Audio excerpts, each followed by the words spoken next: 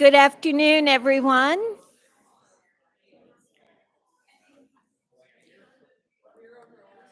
Good. Hi, good afternoon. Welcome. I know it's at the end of study week. It's busy. If you've been in lead library this week, graduates were decorating their caps this afternoon. We've been giving out snacks every afternoon, every evening. We've been coloring. We have been petting dogs. Um, we just do it all here in Lead Library and in our branch libraries across the university because we so enjoy working with our students and providing them a space to relax and de-stress and get ready for finals next week. And some of you for commencement next week. So and many of you have heard us say that commencement truly is a celebration and it brings home to all of us. We're concerned with how many books are checked out, the carpet's been cleaned, has the food been ordered? But when it comes to commencement, we are reminded about the work that we do throughout the university to create opportunities for our students and to focus on the skills and the expertise that they will need for a successful career and a successful life. So thank you for joining us for the 2023 Lance and Elena Calvert Awards for Undergraduate Research. And my name is Maggie Farrell. I'm the Dean of the Libraries. And we are so pleased to be able to present the Calvert Awards and honor the work of our undergraduate students at UNLV. As I've said, we are thrilled that we get to the end of this semester and can celebrate the outstanding student work, particularly our outstanding student researchers. So I'll keep my remarks very short because we want to hear mostly from our students and faculty. So the Calvert Awards honor outstanding students who have demonstrated exceptional use of the library's resources and critical application of the information in their research papers and class projects. This year, we are excited to have 7 awards being presented to 8 individuals. These awards are made possible through the generosity of Lance and Elena Calvert. Lance and Elena have recognized the important aspect and the impact of undergraduate research and the valuable role that our libraries play in supporting all forms of research and scholarship. Elena and Lance established an endowment to fund these awards, and these awards continue to be a highlight for the libraries as we showcase the talent and skillful student research here at UNLV. Lance and Elena are not able to be with us this evening, but I think it would be appropriate to have a round of applause to thank Lance and Elena for their generosity.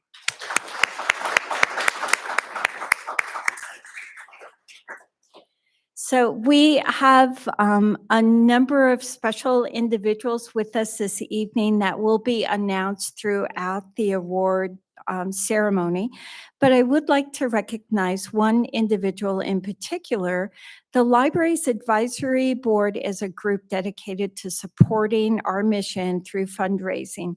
And we are fortunate to have one of our members with us this evening, Betty Lacombe. Join me in welcoming Betty Lacombe. Thank you, Betty. Now, for the announcement of the Lance and Elena Calvert Awards for Undergraduate Research, I will turn it over to Assistant Professor and Librarian Amber Sewall. Amber?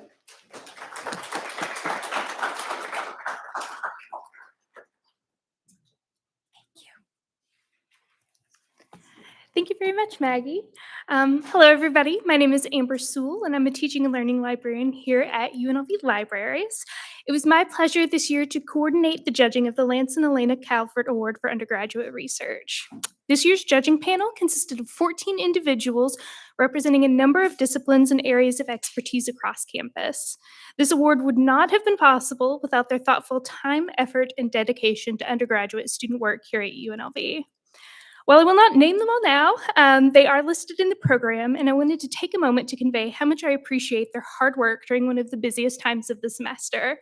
We received what could very well be a record number of submissions this year from a wide variety of disciplines, and the judges offered valuable feedback and enthusiastic discussion of their merits. After hearing from today's award winners, I'm sure you will understand why the judges were so impressed. Thank you to our judges. Your service is greatly appreciated. I also owe gratitude and appreciation to both Roseanne Matola and Carrie-Ann Cahall. It is difficult to summarize all of the many steps and decisions that go into coordinating this award, and their attention to detail, thoughtful student-centered consideration, and dedication to supporting and highlighting UNLV's student work makes this all possible. So thank you both.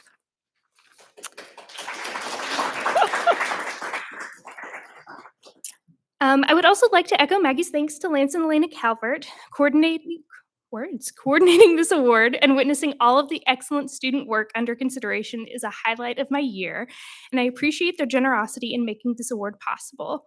Not only is this a wonderful way to honor undergraduate students here at UNLV who are doing exceptional work, this award is a meaningful way to present these impressive student projects, created under the thoughtful guidance of their faculty advisors, to the faculty, staff, and community of UNLV. It's an uplifting reminder of the potential in our students and an inspiring way to bring the semester to a close. So thank you again for making this possible. And now I have the great honor of introducing you to this year's winners, what we're all here for. Allister Dias is our winner in the Emerging Scholars category. His project is Ronald Reagan and War Rhetoric in the 20th Century. His faculty sponsor, Dr. Brian Blankfield, was highly complimentary of Allister's degree of originality, consideration of the context of the resources he consulted during the course of his research, and his methodology, telling judges that Allister was the first in this class, which he's taught several times, to his knowledge, that actually reached out to a presidential library to inform their work. Dr. Blankfield also communicated that he was highly impressed that Allister, a sophomore in this senior level course, was producing such high quality work in an environment where students are often completing work and assignments that could easily fulfill an MA program's workload. Judges were struck by the incredible breadth of sources that Allister consulted and enthusiastically supported this project as a great example of work done by an emerging scholar. I would like to invite Allister up to share some remarks about his project.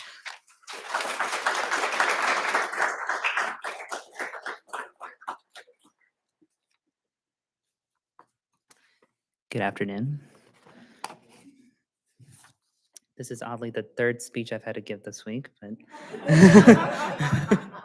that's okay. All right, so first and foremost, I just want to say a very special thank you to all the folks here at the library who put this event together. And just before I begin, I just want to thank some very special people in my life who have made all this possible. I'm a very deeply religious man, so I like to give thanks to God for giving us this opportunity, bringing all of us here, and giving us all the skills to do so. I'd also like to give a very special thank you to my faculty advisor, Dr. Brian Blankfield, for his continued support throughout this project and always guiding me in every step of the way and always being there to give me feedback in how to refine my project. Interestingly, he was also my public speaking professor. So in addition to contributing to my work here, he has also inadvertently contributed to this very speech. I'd also like to give a very special thank you to Amber Sewell, I think that's how you say it, for encouraging me to apply and giving me very helpful tips on how to put together a nice competitive application, along with a very special thank you to Lance and Elena Calvert, obviously, for their inspiring levels of contribution to the UNLV community and for all the students and faculty here. Interestingly, when I was little, I saw this advertisement on the PBS channel about Big Bird shows up. This sounds really strange, but Big Bird shows up to this little girl's house and he takes this little girl on a world trip all across the world and to different historical events. And one of these historical events was the fall of the Berlin Wall. Now, back then, as a little boy, I never really understood what that was or why there was some random wall falling down. And I never really understood how significant it was until I reached the higher levels of education, like high school and college. In this class, we were assigned a term paper to explore a particular speech given by a US president and rhetorical devices that made that speech special or certain effects that speech had. And remembering that event from that PBS advertisement, I wanted to see who or what played a pivotal role in breaking down the Berlin Wall. In modern America, the position of the president has changed so often. Each president brings a new personality, a new bravado, a new emotion. They build upon each other and establish some forms of international appeal. In my work, I wanted to assume the role of somebody who explores the precedent that different presidents established and how it plays out on the world stage. In my case, I realized that Ronald Reagan's speech on the Berlin Wall played a pivotal role in understanding what a good order looks like and how this appeals to things like performative rhetoric and established a sense of continued inspiration across both East and West Berlin. For my work, I tried to figure that maybe there's a place out there that's just dedicated to Ronald Reagan and his work and his speech. And very much so, it turns out that place actually exists. It's called the Ronald Reagan Presidential Library Academic Center in California.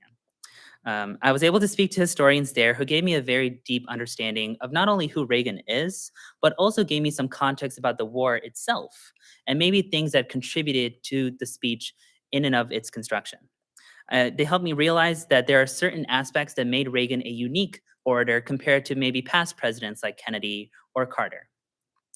Additionally, reading past transcriptions of Reagan's speech used in the congressional archives helped me to understand past trends that Reagan used in his speeches and maybe how they contributed to the Berlin Wall speech. It was all a very long process, but I think it was very fruitful in nature. Lead Library, as you're all probably aware, has a lot of great resources that I utilized for the nature of this work.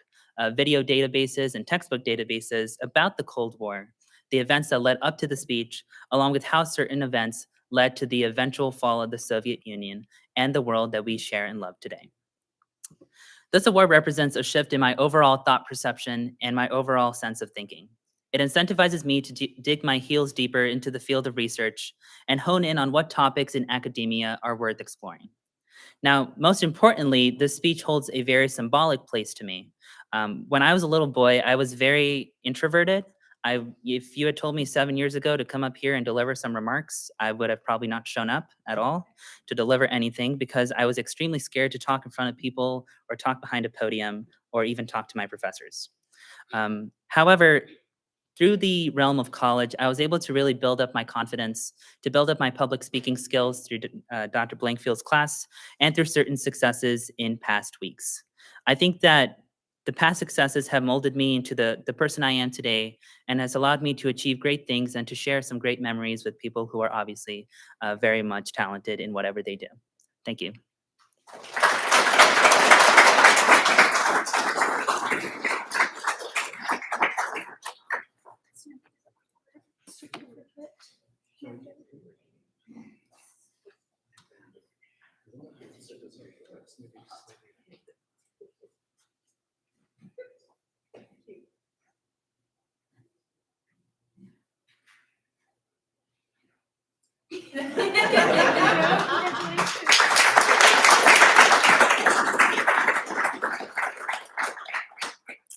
All right. So Zachary Billot is one of our winners in the Advanced Undergraduate category. His project is titled Municipal Waste in Southern Nevada, Understanding the Obsession with Garbage.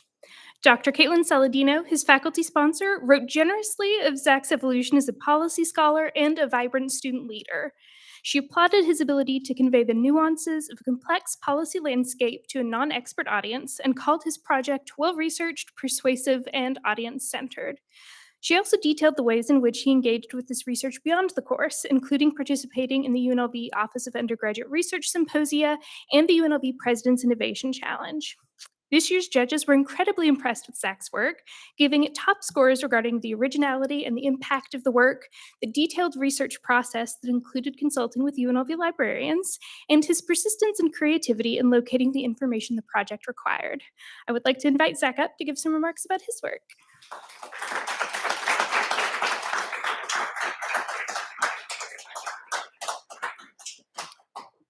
So I'll save it a little bit on saying the same thank yous that Allister did, because I think we all have the same thank yous. Thank you, of course, to Lance and Elena, of course. But I also want to say a special thank you to Dr. Saladino, who is not here, and also a special thank you to Susie Scarl, who I do see is here. But before I actually get into talking about my project, I do want to say that the help that Dr. Saladino provided for the ability to articulate the overall goal of this project was essential. And then the help that Susie has provided for this project and many others has been invaluable. And it's certainly set me up with some essential skills to contribute to better research in the future. This project, more broadly, was a very difficult and uphill battle from the beginning because it's hard to convince people that trash matters. And it's sort of a symptom of existing in our modern world where we always have products that are both disposable and it's easy to do so. So it doesn't really make any sense to think about it. We have trash cans in every room and we always have catered food. And unfortunately, catered food does not always get eaten. So that ends up going somewhere. And that's usually the landfill. And that was essentially the motivation for this project, is broadly, how do we interact with municipal waste and how can we change that to better serve not only the people that live in the state and this country, but also the environment, the animals that might interact with this waste that we create. And I've used that to not only inspire this research, but also inspire some motivations in some professional and academic aspirations beyond this award and beyond this research. I will say I was so out there on my Truman Scholarship application talking about waste. That's likely the only reason I won, because they talked about plastic water bottles with me for like 10 minutes. And no one wants to talk about plastic water bottles until you write about it in an application, and that takes guts. So I I will say this project, now I'll get sort of into what the project created. I think that this policy brief more broadly helped to establish first a discourse around waste and how we manage it, and two, maybe some possible solutions that might make some people upset, might make some people happy, but I think might create the most beneficial world in the future. So some key insights, I'll give you the executive summary, but we create a lot of waste here, and it's about 2.5 million tons of waste a year, which is a lot, and that only continues to grow as Las Vegas continues to grow. And unfortunately, as much as we'd like to think that recycling goes a long way in creating a more sustainable world, we here in Nevada do not have a particularly good recycling system, and we've had a 25% recycling rate mandate by the state legislature implemented since 1991, and we've hit that only 2 years, in 2011 and 2012. So it's a pretty intense situation when you think all the things that you're putting in the recycle bin are getting recycled, but then you add on the additional problems with contamination, and we have the highest contamination rate of recycled products in the United States at 30%. So that means 3 out of every 10 products you put into the recycle bin are going to go to the landfill.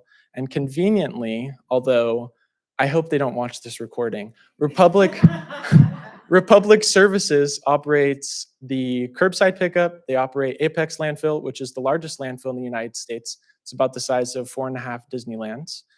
And then they also operate recycling facilities. So if things can't get recycled, they just send it to their landfill and get paid regardless. So there's not much incentive to create a more sustainable world when the very foundations of municipal waste and recycling are all operated by one company that unfortunately gets paid regardless of the outcome, whether it's environmentally beneficial or not. So some of the policy solutions, this is where I might make someone upset. I think that we should convert back to dual stream recycling, which means put all your cardboard and paper products in one bin and everything else in the other. Cardboard has really great greenhouse gas mitigation effect because it makes up such a high amount of the recycled materials. And it's also super easy to recycle. And it's also one of the most contaminable products. So if you separate it, you might create some more opportunity to recycle that. And then the other thing would just to be holding monopolization and the companies that take advantage of it accountable for their actions. So I think that can take place in two forms.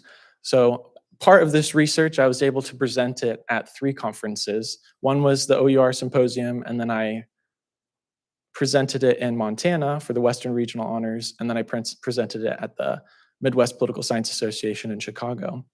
And each time someone had something new to contribute to the project. And in Montana, it was particularly interesting because Waste Management, who's another big monopoly in the waste management, conveniently they named themselves what the practice is. But they're another major monopolization industry. And in Montana, they had actually allowed, by city council statute, a different municipal hauler to contract with the landfill that Waste Management operated. And I think that's very similar to what we have here, and I would not have found that out if I hadn't have traveled to Montana and learned about it. So that's one of the other things, is holding the monopolization accountable, or the monopoly accountable. And I think that that can also take form in fining organizations that don't hold true to their environmental promises. And the second thing, this is the most interesting to me, is that you can actually create renewable energy from landfills. And Nevada, with Apex Landfill, has one of the highest capacities for renewable energy generation from methane transmission that the trash creates, but we only operate at about a quarter capacity. So I think that the state government should hold Republic Services accountable and make sure that they're actually creating the 11,000 homes worth of energy that they can create from the landfill every year. And ultimately, in sum, that's to say that trash is much more complicated than putting things in a bin. And I would never have known that if I hadn't have embarked upon this journey. And now it's sort of become a daily obsession to talk about the environment and garbage. And every time someone puts something in a bin, I have to tell them, oh, you know, that's not really going to get recycled, right? That's 9% of it. It's great to practice the habit, but you have to actually change the system if you want the recycling to get changed. It's great. But that's the other thing. President's Innovation Challenge was about food waste as well. So I've really tried to live this research beyond the paper. And I think that that's really where research becomes valuable, is when you can allow the words to speak beyond the pages. And I'll finish there.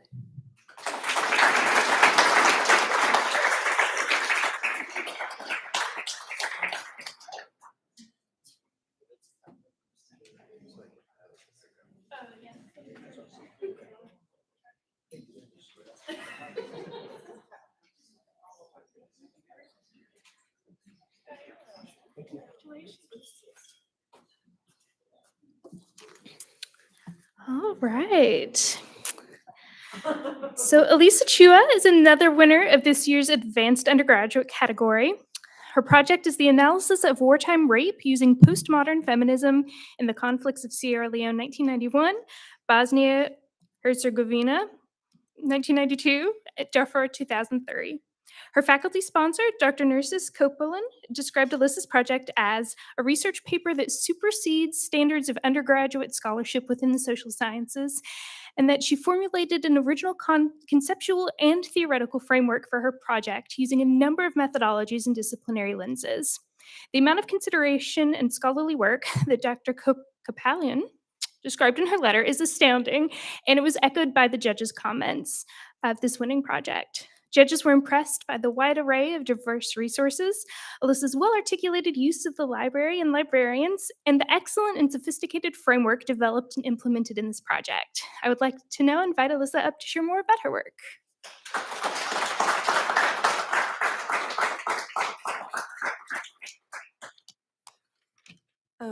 Hi everyone. All of you can hear me, right? Okay, sorry, just a tad bit nervous. All right, so my paper is about, as what Amber said, postmodern feminism analysis, and it's basically my framework. So I use it to understand the effective weaponization of wartime rape, which actually occurs in a very, very high amount. And I believe that, of course, a lot of it has to do with patriarchal superstructures that then, of course, unfortunately govern the bodies of these women and seek to actually silence them from talking about wartime rape and sexual violence. And that is why it is often invisible and even unheard of. So what brought me, or what made me really interested in this topic, was because of Dr. Kopalian, and he is my advisor, he's my mentor. He's been a really great professor. I was really obsessed with his classes. I took 3 of them. despite them being very difficult. But I really love them very much. And he recommended to me a book which was called Gendering Politics by J. Ann Tickner. And he said that you have to read this so that you can be familiarized with feminism and apply it into international relations, because we don't talk much about feminism in international relations. And what got me the most was in chapter 2 of this book.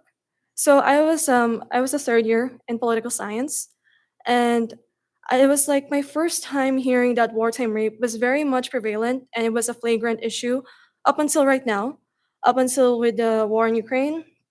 Unfortunately, it may also be likely with the ongoing conflict in Sudan that has been rising up and escalating. And as I was going through my research, I've also found out that wartime rape was weaponized and practiced even during the times of ancient Greece and Rome, which really kind of took me aback and really shocked me there. So I got surprised. I felt a bit ashamed I didn't know about this, and I decided to write a paper on it. Now, I would like to really thank my faculty, my research committee over there. So I really like to thank them all. I would like to thank first Dr. Kapalian. He's out of state right now doing his own thing. And I really want to thank him so much for accepting me. I know he's been really super duper busy, but thank you, Dr. Kapalian, if you're watching this. Also love to thank Dr. Phelps, who is my expert committee. And without her feedback, I really wouldn't have, gotten this far. And of course, Dr. Bub, who's part of my honors committee, who provided an outside perspective, has been like super, super duper helpful.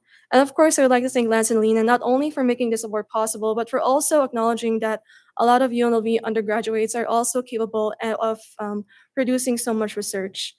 So for the library and how I utilize the library, I had to access, various databases, various articles.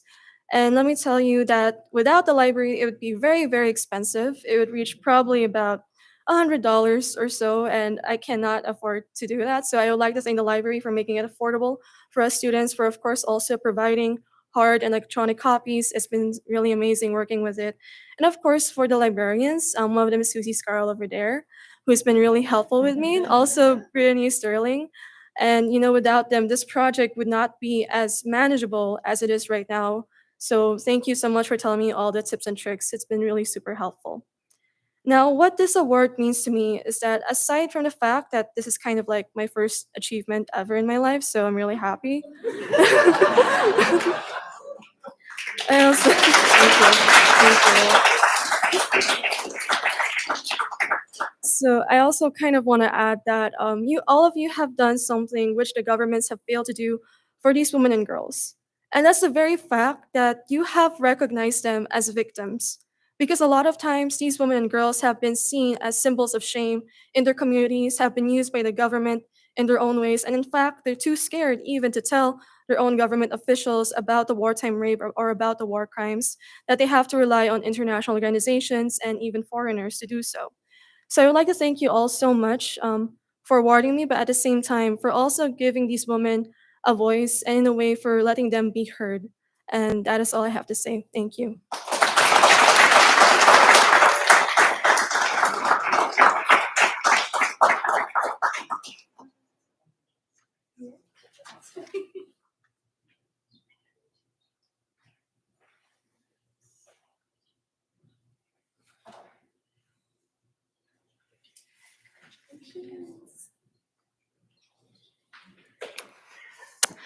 All right, make sure my notes are in the right order. All right, so Devan Henriott is our last winner in the advanced undergraduate category this year.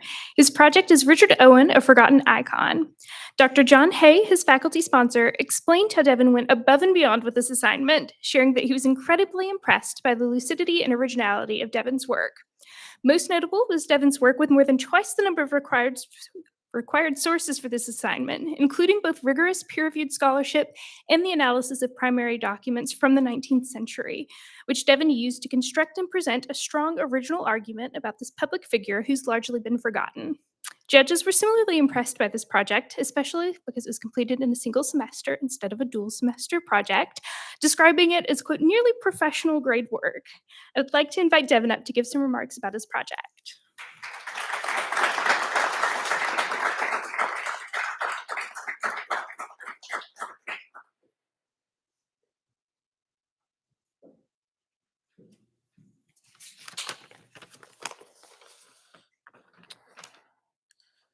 Hi, everyone. First, I would just like to thank you for the award. Over the last couple of years here, I've been in and out of the library, and I've seen like the previous winners, and I never would imagine I would be among one of them. So again, I would just like to express my gratitude. My topic was on 19th century biologist and paleontologist Richard Owen. He was one of the most famous naturalists of his time and a rival of the more famous Charles Darwin. And a fun fact about him is that he coined the word dinosaur. That comes from the Greek for dinos, which means wondrous and powerful, and saurus, meaning lizard. I originally wrote this paper as a research assignment for my honor seminar class taught by Dr. Hay on Charles Darwin and on the origin of species. And I was kind of unique in this position because I was randomly assigned to write a topic on Richard Owen. And at first, I didn't really know what to expect because it's just some random 19th century scientist. I didn't really expect to find much interesting stuff there. But the more I learned, the more I realized how interesting that his life actually was. And at times, when I was like learning more about him, it kind of felt like I was like reading a screenplay. And if I would like saw this kind of stuff that he went through in his life in a movie, I would think it would be like kind of unrealistic. So just kind of amazing, like kind of stories you can dig up and you just look through history. So regarding that, his life kind of does mirror a screenplay. You have a rising action where he works his way up from modest beginnings to become a highly respected museum curator, lecturer of comparative anatomy, and theorizer of the nature of species. And then you have highly dramatic events like him backstabbing his collaborators and taking credit for the work.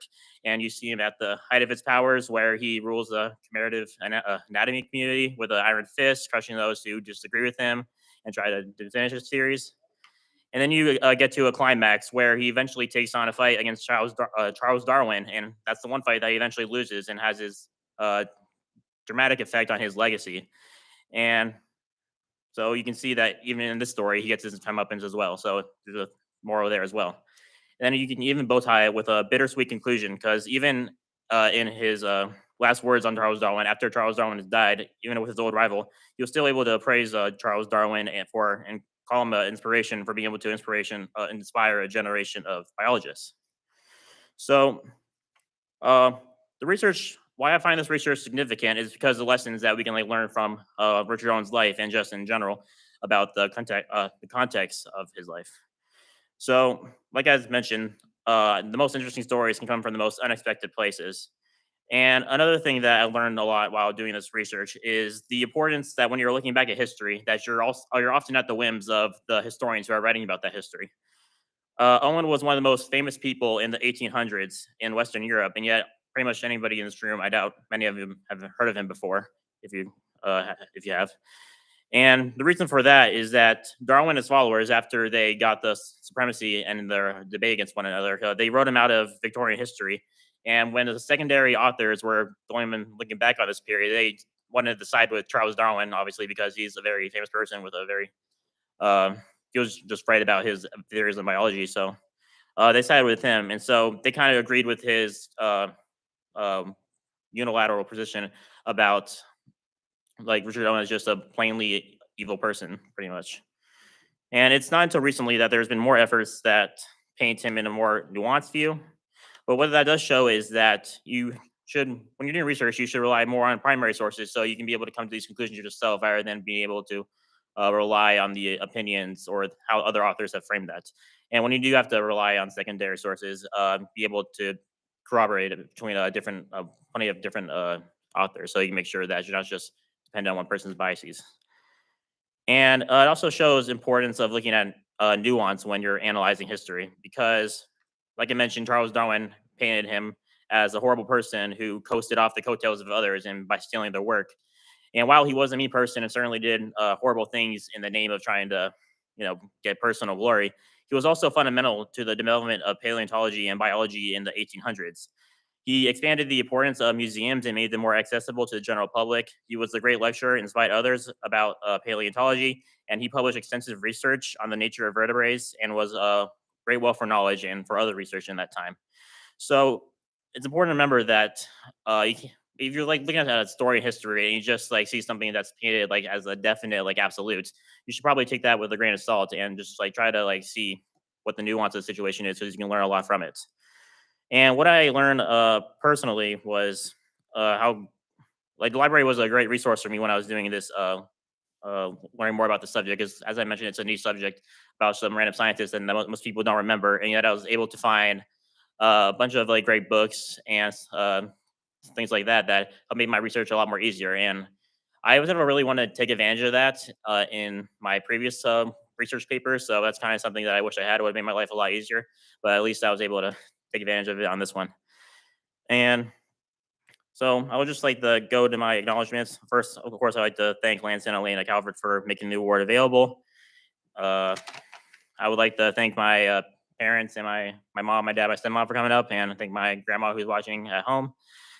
And I would like to thank my professor, Dr. Hay, for assigning me the project and seeing the potential of my essay. I definitely wouldn't have thought it was an award-winning essay when I first wrote it, so I appreciate that.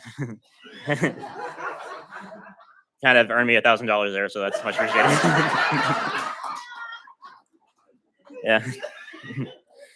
So yeah, again, I just want to express my gratitude for this honor, and just thank the audience for being here.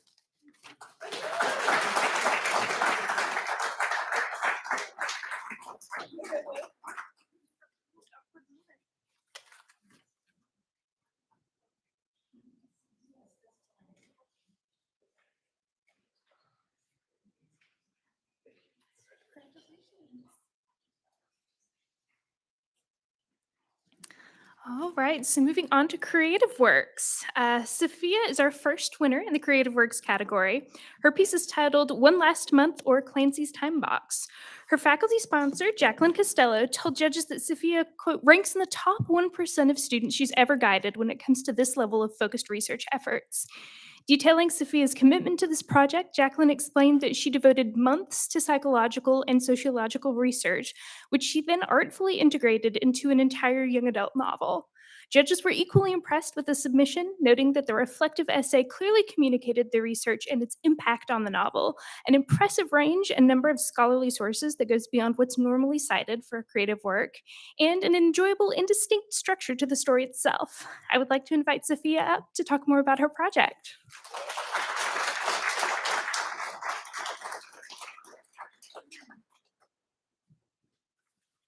Good evening, everyone. First, I'd like to say what an honor it is to be here with everyone else, and just listening to everyone else's speeches and learning more about their projects has really been an honor. So it's made me feel like, wow, like to be here with people like that is incredible. And before discussing my project, I'd first like to just give some thanks. So first, I'd like to thank my mom. She wasn't able to be here, but from the beginning, like throughout my starting writing in middle school, and she poor woman had to read what I wrote back in middle school, but she's supported me ever since then. And then I'd like to thank also my friends who have also supported me, and I have my friend Sophie right here, so thank you to her.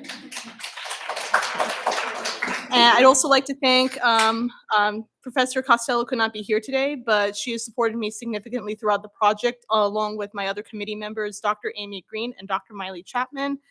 And of course, I would like to extend a huge thank you to the UNLV Libraries faculty who empower all of us to cultivate this community of research, research in the creative realm, the scientific realm, the social sciences realm.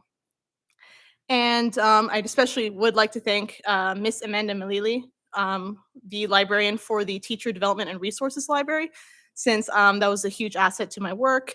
And definitely not least, but I'd also like to thank Lance and Elena Calvert for making this award possible. So in brief, my project was a young adult novella entitled One Last Month, and its alternate title is Clancy's Time Box. And genre-wise, it's fantasy with some historical fiction, and it's also a problem novel. So it addresses a specific problem that goes on throughout the course of the novel, or novella technically, because it falls under that area. And the main reason I wrote it was not only to work with creative structure, but also to address three main gaps I found in my literature review in existing young adult literature.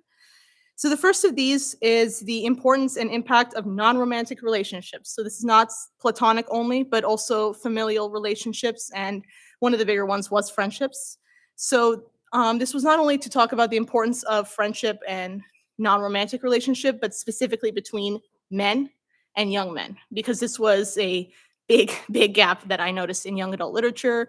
Often male relationships were not depicted on a level of depth and strength, and they were more like, a lot of times they were side characters, or there's a lot of arguably toxicity between a lot of these characters. So that is one thing I wanted to represent in that novel, was a healthy non-romantic relationship between the main characters. Secondly, I wanted to address destigmatizing young men's emotional expression. So this is, again, is also something in young adult literature, despite the fact that it's getting better now. Young adult literature still is very female centric, and a lot of times male characters, they don't have a lot of depth of emotion, and when they do express it, a lot of times it's anger or more quote unquote masculine emotion. So in the novella, I wanted to depict it as a strength rather than a weakness. And lastly, I did also want to talk about the nonlinear nature of grief, especially for young adults and for younger audiences who sometimes they don't know how to process it as much as an adult novel would. So, and then also how grief is not always in the Kubler-Ross or the 5 stages of grief structure, basically how different people work with it.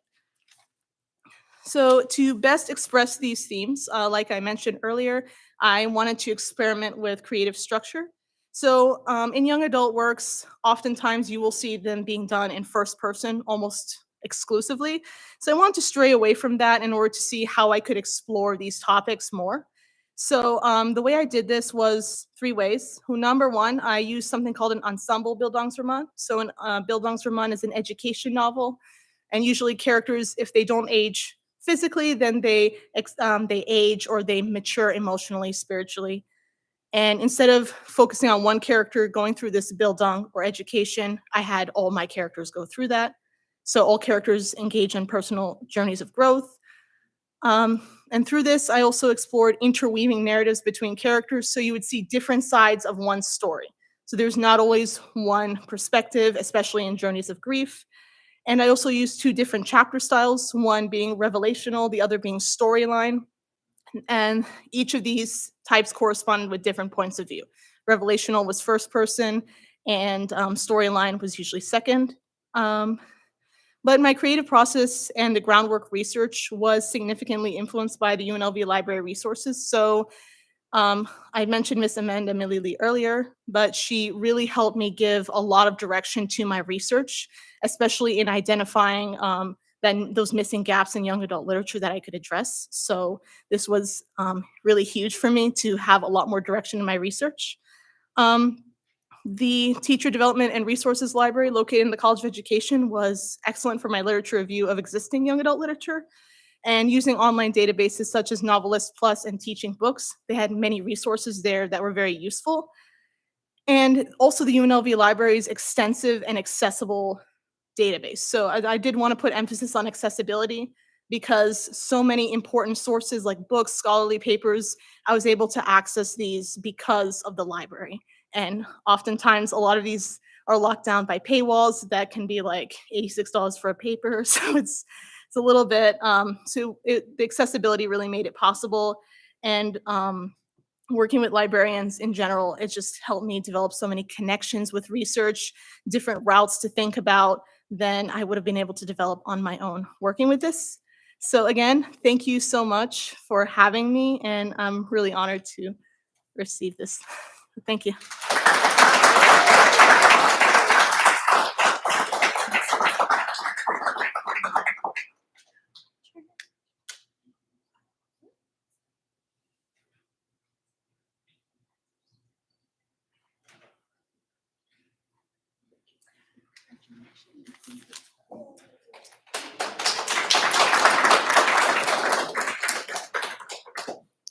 All right, our next winner for the Creative Works category was a joint effort between Chantal Chandler and Tabiya Conyers.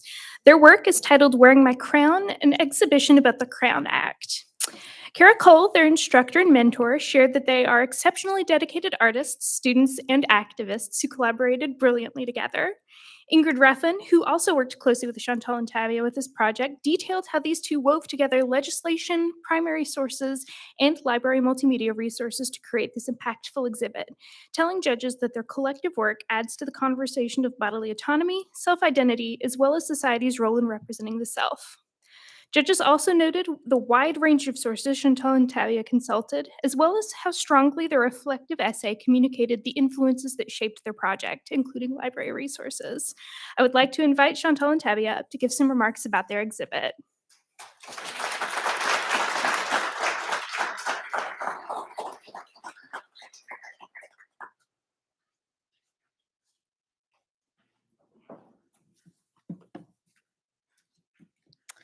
It is an honor and a privilege to be accepting the Calvert Award for our creative work wearing our crown. It happens to be on the first level floor of the library. Since we're all here, you can go down there real quick, pop down. We started our project on the Crown Act to show that people shouldn't be ashamed to wear their natural hair out in public. This subject is important to us because both Chantal and I are women of mixed races with hair that is kinky and curly, and we would be directly impacted by society if this act was disregarded. For those of you who are unaware, the Crown Act is an act created to protect hair types and styles that have been targeted and put down for a couple years now. Back in 2019, schools and other public places were barring locks, twists, dreads, and many other hair types as they were seen as distractions. For us, that is our culture. So when approaching our project, we aim to highlight the beauty of natural hair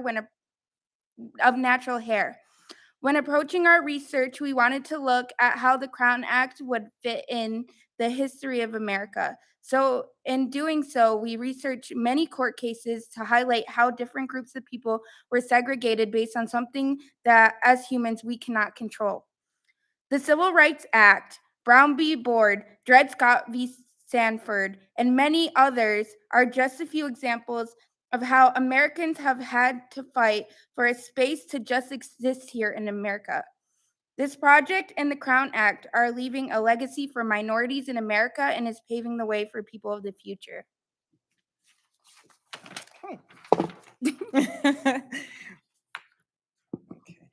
Growing up as mixed individuals, we both shared in the experience of not being accepted in any particular race group.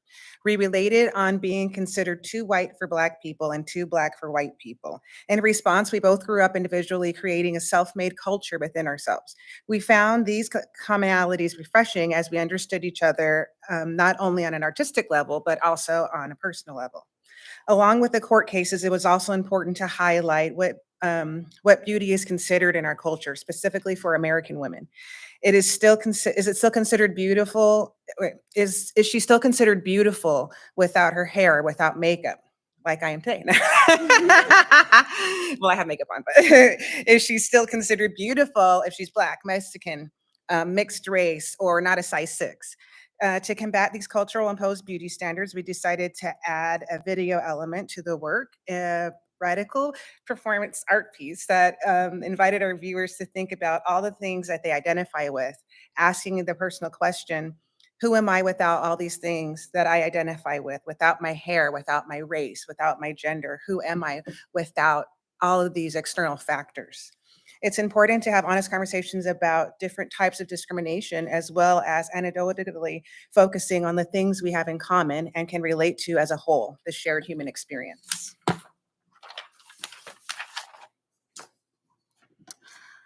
This award would not be possible without our professor, Carolia Cole. She's in the back right there. She supports our work and also saw us as representatives who could create an exhibition around the Crown Act. She paired us with Erin Mays, who also is here, of the special collections here at Lead Library. And we had a whole team that helped us prosper and learn how to create a successful project and exhibition. Aaron mentored us and gave us constructive feedback, asking us questions that made us think. He was respectful and collaboratively minded in his approach, being gentle and understanding to our thoughts and ideas, which enabled us to feel comfortable to share. This created trust and cohesiveness within the team, ensuring the success of our multifaceted collaboration. And to add to that, he also we want to really thank Aaron a lot. I know he doesn't like recognition, but we have to say this because he was really amazing in helping us utilize all the library's resources, like seriously. Okay. And he spent countless hours coordinating meetings, sending out emails, setting up technical aspects of the project with the team of photographers and videographers, as well as even taking elements of the project home to work on, also while working his normal job. He continually goes above and beyond in all he does and is just an amazing human being. Because of him, this project was truly a dream come true. We truly could not have asked for a better mentor, leader, director, curator, and sometimes therapist for me than Aaron. And Aaron is not only a major asset to special collections in the library, but to UNLV as a whole, and should definitely be recognized, not only for his leadership, but the way in which he chooses to lead. He is truly astonishing.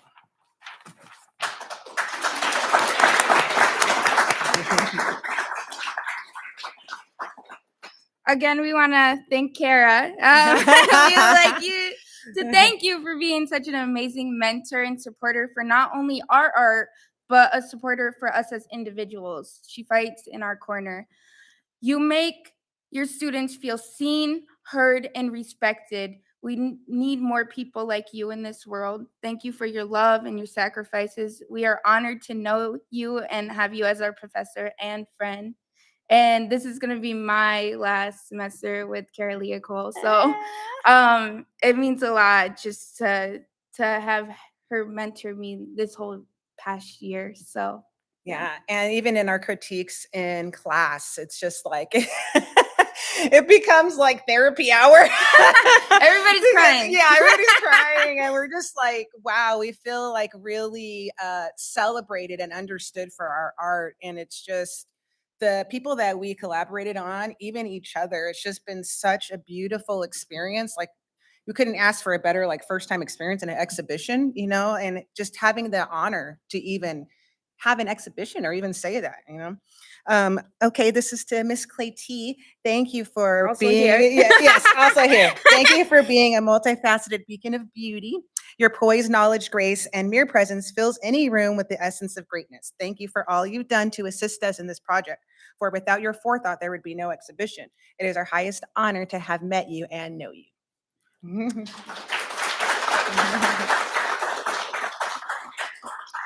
We also want to thank Demasina, who was our curator. Thank you for your curatorship and expertise. Your extensive knowledge of art, exhibitions, and more ensured the excellence of this project. We know you managed and curated the Bellagio Gallery of Fine Arts as well as teach on campus. Your contribution of time and your mere presence has been a true honor. Thank you immensely. We also want to thank our deans and our assistant deans that helped. Ingrid Ruffin helped a lot with the project. She backed us on our journey, and she was very encouraging when it came to our creative outlets. She also modeled. She was a feature model for Chantal. So without that, we couldn't have done as much as we've done. And also thank you to Maggie Farrell for supporting and being there for us. And thank you to the lead library staff, Sean, Noah, Key, David, Sarah, Michael, Priscilla, and Amber. Thank you for all you've done to promote, support, and be there for us during this whole exhibition and award submission process. The success of this project would not have been as well-rounded without you. Furthermore, your professionalism, authenticity, and overall demeanor as a staff is bar to none. You are all a true pleasure to work with. And a lot of them are here. Yeah, most all of them are here that I named. All right, and of course to Lance and Elena Calvert. Your recognition of the importance of research and sharing it with others is extraordinarily inspirational. Your generosity greatly inspires us to continue to become a voice for research, not only in this subject matter, but in a variety of areas. We are honored to be recipients of this Calvert Award. Thank you from the bottom of our hearts. And lastly, I guess we'll thank our moms. We want to thank our moms. My mom's here. My mom is here right now, and so just wanted to say thank you. My Awesome. mom's pretty far. She's not watching, but she's here with me in spirit.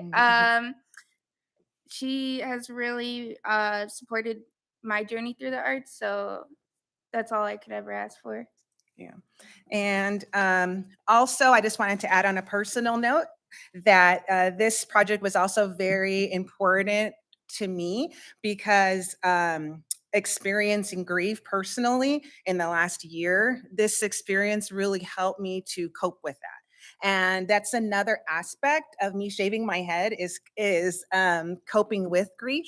And Ingrid also, I don't think she'd mind me sharing, but that's something that she also went through. And so in all different areas in this project, it was just a beautiful collaboration that I just felt like came together at the right time because I got to express different things that I was going through and be able to cope with that and have supportive people. And Tabiya and I have become like family, I would say. So thank you so much. We're very honored. And thank you guys for coming. We're funny.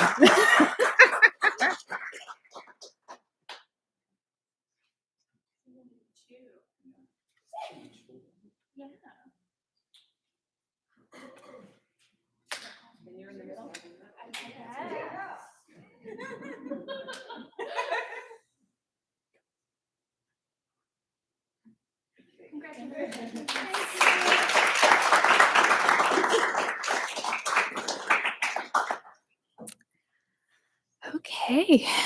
Joy Cooper is also a winner in this year's Creative Works category. Her project is titled A Tool for Digital Bibliotherapy, Fostering Emotional Resiliency Through a Visual Novel.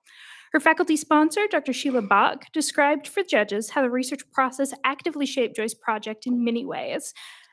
From identifying a lack of literature about digital bibliotherapy that led Joy choosing the shape of her project, to the multiple disciplinary perspectives she drew on to create her visual novel, including narrative theory, education, psychology, and more. Dr. Bach also told judges that Joy is already working to implement and test her visual novel, and that her research for this project helped inspire her to apply to graduate programs in library and information sciences.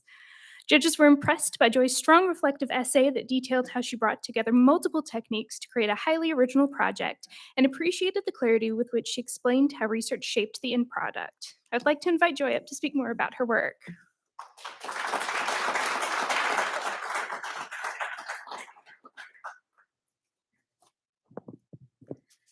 Hello, everyone. It is an honor to be receiving the Lance and Elena Calvert Award this evening. Truthfully, I had never considered applying for this award when I first began my project. I am someone who is considered to be a non-traditional student. I started at UNLV in fall 2011 after graduating high school and have taken many detours since then, including joining the Army, getting married, and most recently becoming a mom. Thank you. Thank you, he's crazy. So when I finally reached my senior capstone project, it took so long to get there, of course. So when I finally got there, my intention was to do good enough work so I could finally graduate. But I should have known that I could never do just enough work. Those closest to me would often say that I don't know how to do just enough work. I'm the kind of person who always has to do the most, even when it is not required of me. And I can certainly say that is true, especially when it is something that I am passionate about, as it has been with this project. So for my senior capstone project, I was trying to find a way to combine my disciplines of education, English, and counseling into a singular project. And I decided to create a digital bibliotherapy tool. So this decision was born from the aftermath of the COVID-19 pandemic. Suicide rates in Clark County had doubled between 2019 and 21. This number was specifically of children, and this included children in elementary school. I've worked as a substitute in Clark County for a few years, predominantly in elementary schools. So when I thought about how young some of these kids must have been, I was alarmed.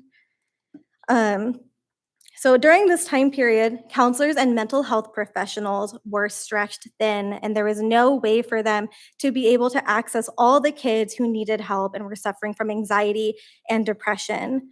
For families without health insurance or who lacked finances, mental health resources were practically inaccessible.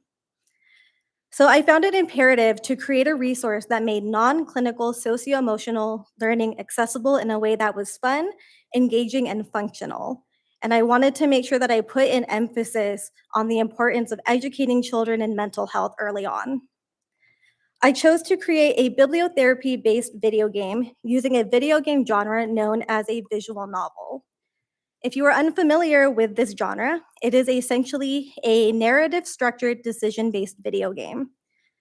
Choosing a digital bibliotherapy format allowed for a better accessibility by knocking down language barriers through the use of text and audio translating, audio dialogue to assist those with visual impairments, and the digital element made the game accessible to anyone who could access a computer. I also wanted to stress the importance of getting family members, teachers, and staff involved in knowing a student's emotional and mental health. So this format allows for data monitoring to track progression to anyone involved in the child support team so they can see the progress that is or isn't being made and adjust accordingly. To create a bibliotherapy visual novel, I needed to conduct extensive research into bibliotherapy, digital bibliotherapy, anxiety management, discussions around bibliotherapy and other mediums outside of books, and video games as socio-emotional learning tools, among numerous other topics. I relied heavily on UNLV's library database to locate peer-reviewed scholarly case studies and articles to construct a viable digital bibliotherapy tool backed by evidence and research. This project has changed the trajectory of my life in many ways.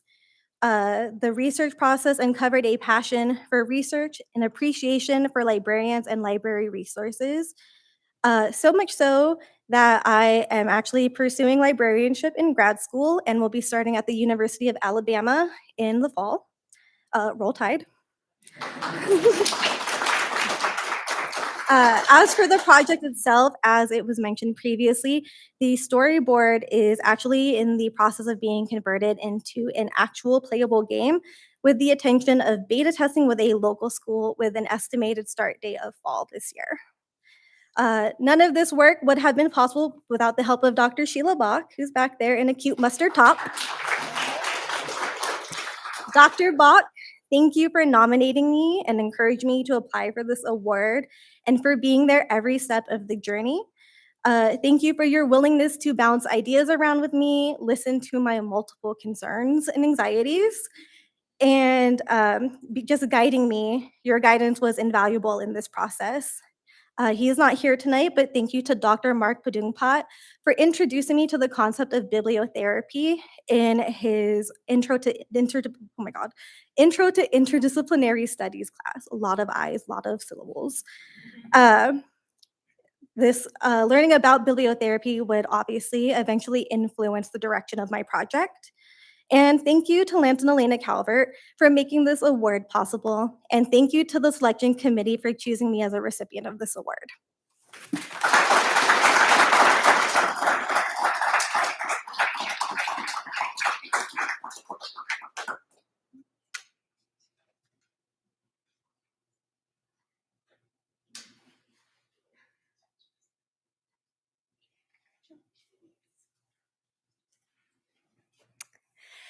Thank you all for sharing your inspiring research with us, and congratulations again.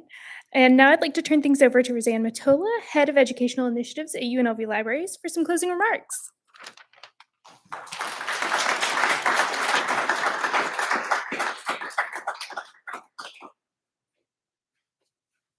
Thank you, Amber. I get the difficult task of following the incredible evening of speaking that we just heard from all of our student winners. I will say personally, this is one of my favorite events of the year, nights of the year. When you coincide this with maybe graduation, it is the most rewarding evening for all of us, I think especially within the libraries, because we get to hear so many of these wonderful stories about student research and how it's coming to fruition and the process. I think we learn so much from the process that students are encountering through their incredible work. So I thank you all for being here tonight and to celebrate these outstanding students. I want to take a moment to also applaud the students who applied for the award but maybe aren't being recognized. We did have a record number of applications this year, and each student dedicated considerable time and energy to submit their application materials. Along with completing the significant research project that they submitted, they also wrote a reflective essay that talks about their research process and then sought out faculty support with a letter to accompany their submission. And as evidenced by tonight's competitive winning recipients, we've really received quite a breadth and depth of applications this year. And you can see that undergraduate student research at UNLV is growing and thriving, and in so many interesting and intriguing and exciting ways, and across so many disciplines. Again, I would like to also thank a few other people that helped make this award possible. First and foremost, we are here today because of the generosity of Lance and Elena Calvert for their endowing this award. Without their support, we would not be able to offer a monetary recognition and award for all of these outstanding students. In addition to that, and the Calvert family, I'd like to recognize the outstanding teaching faculty, many of you are here tonight, the instructors, and graduate assistants who work with students every day to integrate research-based learning into their courses. Students who apply for this award do have to submit that letter from a faculty member. And as you've heard from Amber tonight, the judges really give those letters a lot of weight and consideration, and they provide integral context for how the student is asking and answering a critical question within the field. So it really, that letter of support helps us gauge the significance of the student's project, and faculty support is truly vital to the process. I'd also like to acknowledge, and you've heard a lot of thank yous, to all of the folks in the libraries that contribute to student learning day in and day out. And there are a lot of people that aren't here tonight, but there are people from our frontline staff, our expert librarians and expert staff that work with our students in so many important ways. And there are folks behind the scenes that make all of our materials accessible. So when you're working on finding your sources at midnight, there are people that have made it happen so that those sources, those links are working, those files are downloading, and you're able to access things when you need them. And really and truly, the people within the libraries help make this work possible. And then I want to thank and extend my thanks to our colleagues who helped promote and provide the opportunity for the award tonight, including Hugh Aoki, this evening our photographer, and our graphic designer. He makes all of the things within the libraries more inviting. So hopefully you can appreciate his work all year long. And then Carrie Ann Cahall, who's not here tonight, but she is the behind the scenes that makes sure all the application materials get to where they need to be to make this award possible. And then Sean Kennedy and Noah Price in our communications office, which really make tonight's ceremony possible. And then I'm profoundly grateful to work with Amber Sewell, who has coordinated this year's award process and led the application and judging process. And then finally, I again want to thank one more time our team of judges, and two particular that I would like to highlight. We have two former Calvert winners who are now part of the library's faculty, Landon Palushai and our esteemed librarian, Christina Miskey, next to Brittany. So a big shout out to Landon and Christina.